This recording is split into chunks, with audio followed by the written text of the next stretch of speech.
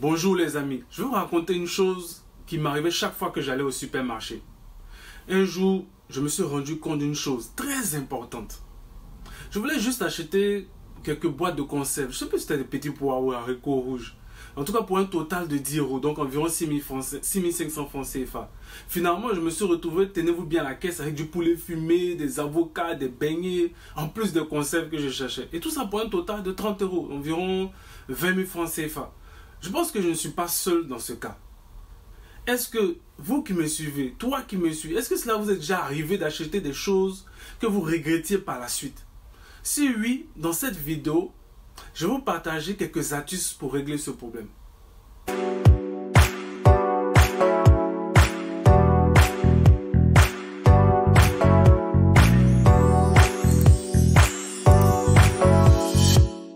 Salut, Ange Brice Nyaba. J'aide les individus à développer la mentalité et les connaissances nécessaires pour épargner, gérer et fructifier leur argent.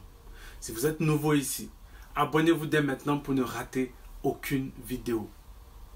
Alors, une étude a démontré que la majorité des gens ont entre 15 et 30% de dépenses inutiles. Pourquoi? Parce que très souvent, nous achetons des choses dont nous n'avons pas besoin. Lorsque, par exemple, tu n'as pas d'argent, tu peux passer devant les magasins, les restaurants, et puis tu n'as pas d'envie. Ça ne te dit rien. Mais par contre, lorsque tu as de l'argent, tu veux tout acheter. C'est comme si en fait l'argent te démangeait.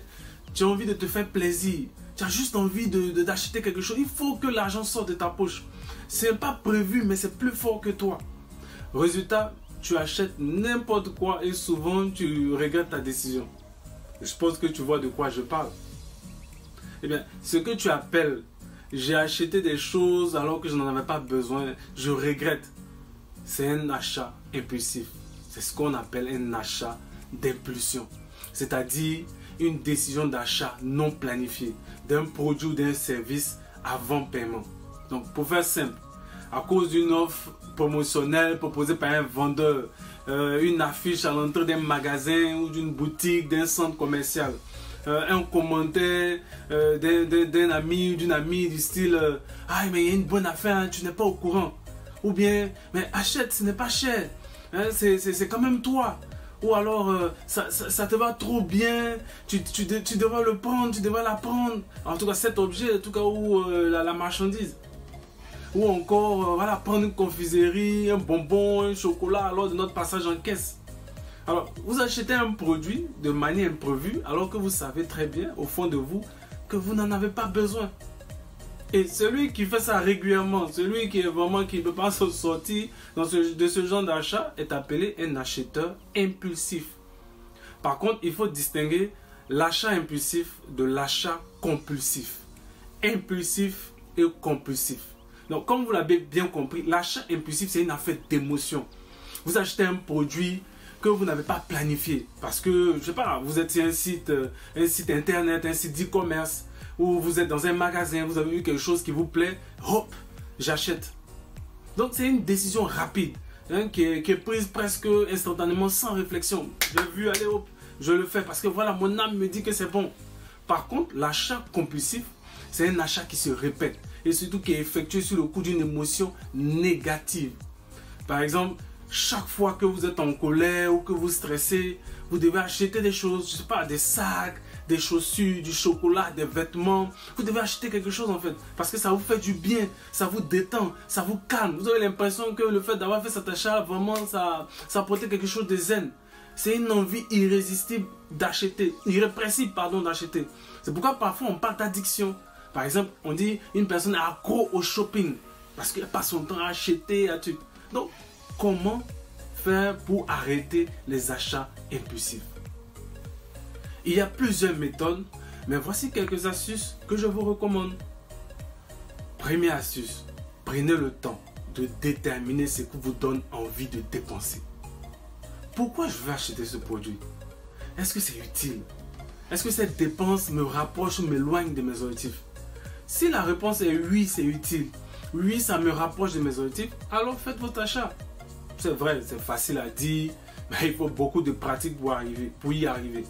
Aujourd'hui, moi je peux entrer dans un magasin, dans une boutique, dans un centre commercial et ne rien acheter. Je fais juste un repérage, je regarde ce qui me plaît, je regarde le prix, je vois un peu à quel moment il y aura les soldes, à quel moment le prix va baisser, tout et tout, et je programme mon achat. Deuxième astuce, lancez-vous un défi zéro dépense.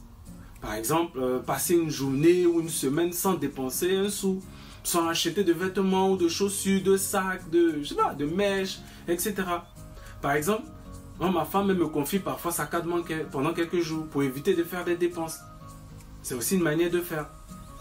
Troisième astuce, tenez-vous loin des réseaux sociaux et des publicités.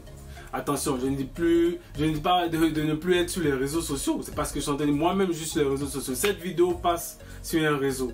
Je dis juste de limiter au maximum votre utilisation. Par exemple d'Instagram, de Facebook, de TikTok. Quand il y a beaucoup de promotions et de publicités sur ces réseaux, moins vous êtes présent, moins vous êtes exposé aux publicités. Je peux même rajouter la télévision. Regardez la télé quand c'est utile, mais ne passez pas tout votre temps devant. Voilà, il y a des livres à lire, il y a plein de choses à faire, vous avez des projets en suspens, passez à l'action. Au lieu d'être tout le temps voilà, sur les réseaux. Quatrième astuce, mettez en place un budget pour gérer vos dépenses. Par exemple, combien réservez-vous à chaque poste de dépenses, que ce soit les abonnements, l'alimentation, les vêtements, les chaussures, le carburant et plein d'autres choses. Fixez un budget, vous vous en tenez à ça. J'ai déjà parlé du budget longuement dans plusieurs de mes vidéos que vous retrouverez sur ma chaîne. Cinquième astuce, créez une liste de choses qui vous font vraiment plaisir. Peu importe le prix, que ce soit, je sais pas moi, de 5 francs à 500 000 francs, 1 million de francs CFA, ou de 0 à 1000 euros, 100 000 euros. Gardez une liste à portée de main où vous notez ce qui vous fait plaisir. Et chaque fois que vous êtes dans un magasin, chaque fois que vous êtes dans une boutique, sur un site internet, vous regardez cette liste. Ça vous permet de vous encadrer. Cette méthode vous laisse le temps de réfléchir à l'avance sur les choses que vous voulez vraiment. De ne pas succomber à la moindre offre promotionnelle ou publicité. Vous pouvez également vous servir de cette liste-là pour choisir un cadeau qui est adapté à votre budget. Voilà, ça vous permet d'éviter de ne pas avoir de regrets. De ne pas avoir des achats qui sont complètement inutiles. Vous pouvez aussi mettre à jour cette liste. Voilà, quels sont les achats à supprimer, quels sont les achats à modifier, qu'est-ce que je veux, qu'est-ce que je ne veux plus, qu'est-ce qui ne me plaît plus. Voilà. Et lorsque tous les éléments de la liste sont totalement achetés, vous dressez une nouvelle liste.